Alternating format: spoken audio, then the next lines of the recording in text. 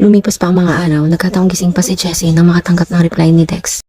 Pagkatapos niya itong basahin, nireply niya rin ito. Hindi binigyan pansin ni Dex ang biro ni Jessie na maging PA siya nito. Inaantay ni Jessie ang reply ni Dex. Nakatitig lang siya sa profile nito. At dahil doon, nakaregistered na sa isip ni Jessie ang mukha ni Dex. Mag-reply ka na, please. Sabi ni Jessie. Hindi na nag-reply si Dex, minambuti na lang ni Jessie na matulog. Kinabukasan, walang ginawa si Jessie kundi ang tumitig sa cellphone niya. Nag-aantay sa reply ni Dex. Pakiramdam niya, halos namunin siya ng lungkot.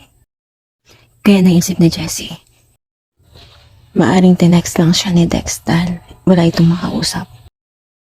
Thank you for listening. Have a great day and God bless you all.